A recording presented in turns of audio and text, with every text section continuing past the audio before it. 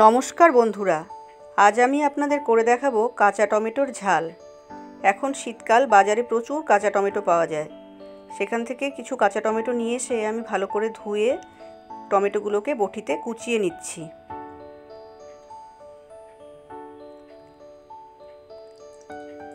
দিয়ে এবার কড়াইতে সর্ষের তেল দিয়েছি।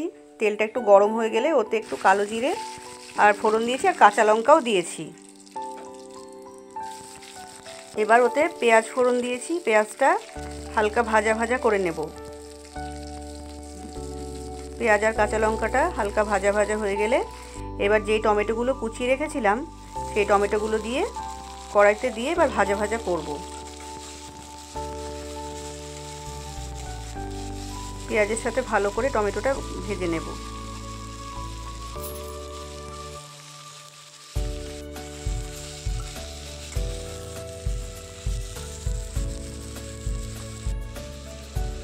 ভাজা হতে শুরু করেছে তখন আমি একটু নুন দিয়েছি আর একটু হলুদ দিয়েছি, দিয়ে আবার একটু ভালো করে ভাজবো।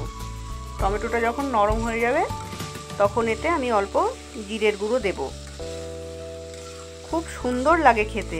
আমার এই ভিডিওটা আপনারা পুরোটা দেখবেন এবং বাড়িতে এভাবে চেষ্টা করে দেখবেন রান্নাটা, খুব সুন্দর লাগে।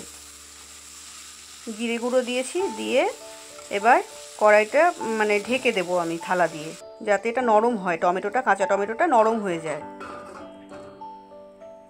কিছুক্ষণ ঢাকা দেওয়ার পরে এবার ঢাকাটা খুলে আবার টমেটোটাকে ভালো করে একটু নেড়েচেড়ে নিচ্ছি। এতে কিন্তু জল দেব না। টমেটোটা ওই ঢাকা চাপা দিয়ে রান্না করলে সুন্দর নরম হয়ে যাবে। খুব স্বাদ হয় খেতে, খুব ভালো লাগে। দেখুন কীরকম কালারটা এসেছে। এবার এতে একটু চিনি দিয়েছি, কারণ টমেটোটা সেদ্ধ হয়ে গেছে। চিনি দিয়েছি, চিনি দিয়ে আবার একটু ভালো করে নাড়াচাড়া করে দিচ্ছি। এবার লাস্টে নামানোর আগে একটু কাঁচা ধনেপাতা ছড়িয়ে দিয়েছি।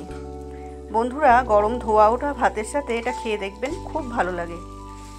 যদি ভালো লাগে আমার এই ভিডিওটা, তাহলে আমার এই চ্যানেলটা সাবস্ক্রাইব করবেন আর বেল বাটনটা অন করে রাখবেন, যাতে আমি প্রথম কোনো ভিডিও দিলে আপনাদের কাছে নোটিফিকেশান পৌঁছায়। নমস্কার বন্ধুরা।